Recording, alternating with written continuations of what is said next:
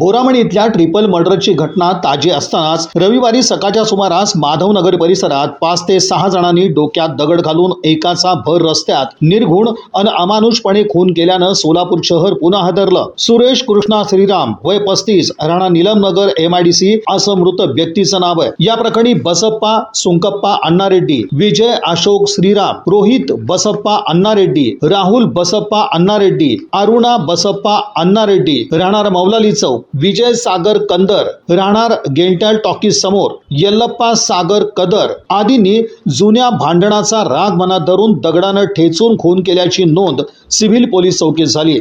मयत सुरेश कृष्णा श्रीराम हा सकाळी 10च्या सुमारास मौलाली चौकाकडून 70 फूट रोड मार्गे माधवनगरकडे आपल्या MH13 ET 5757 या स्कूटीवरून निघाला असता पाळतीवर असणाऱ्या मारेकऱ्यांनी नीलम बेकरी इथं त्याला गाठून खाली पाडून दगडांचा यासह अन्य हत्यारांचा जबर हल्ला चढवला। 6 ते 7 जणांच्या या हल्ल्यासमोर सुरेश श्रीराम काहीच करू शकला नाही।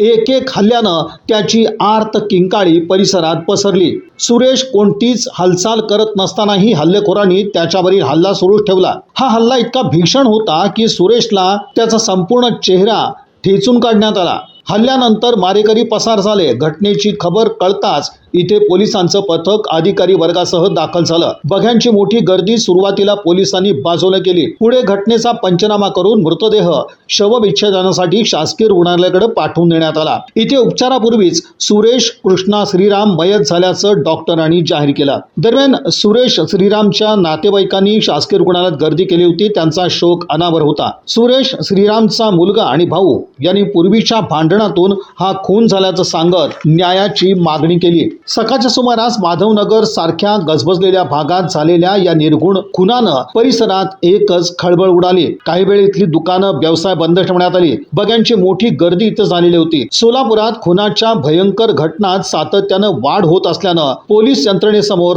हे एक आव्हान बनत चाललंय। माझं नाव बालाजी श्रीराम, माझ्या वडिलांचं नाव सुरेश कृष्णा श्रीराम। पहिला बी एकदा भांडणं झालं सर 5 वर्ष 2020 मध्ये बी एकदा वडिलाला मारलेलं सर। मग त्यात बी मारता वाचलं सर। मग आता तेव्हापासून त्यांच्यावर गुन्हा दाखल केले सर।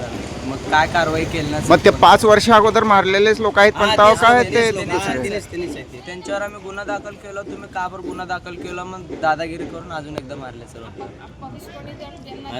तो वाचलं म्हणून पाठीमाग पडले होते। तेव्हा एकदा तसल्यामध्ये वाचलेलं म्हणून अजून पाठीमाग करून आता तुम्ही लोक राहायच्या एरियामध्येच मारलेत का काय एरिया दुसरी होती? जिम पाशी मारलं सर। जिम लाल तिने राहणार आहे मोलाली चौक मध्ये येते आणि मारले ते 70 करून।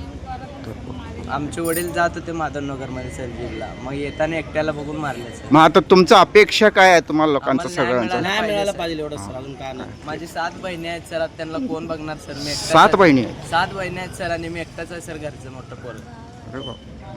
काका नाही कोण नाही सर आम्हाला। आता कोण आम्हाला न्याय द्यायला पाहिजे सर। आता हे मयत व्यक्ती जे होते काय काम करत होते? झाडू बनवत होते।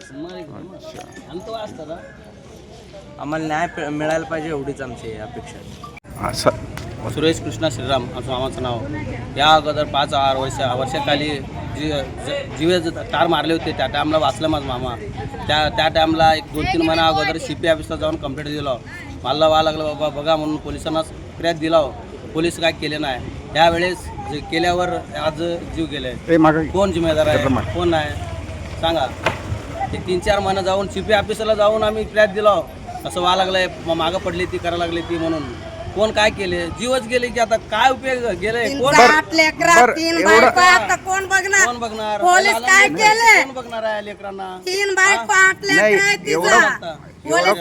म्हणजे एवढं फास्ट मध्ये हे असं प्रकरण घडलंय त्याच्या पाठीमागं कारण काय म्हणतात? कारण दादागिरी डॉन बायदोक। आमच्या पुढे कोण जायचं नाही। आम्ही दादा जनावर होता सर। आम्ही दादा तुम्हारे दादा लोक आमच्या पुढे कोण जायचं नाही। मोलाल चौक मध्ये जाऊन CCTV कॅमेरा बघा। तलवारा काय, कोयते काय, कोयता गँग, रेड्डी गँग काय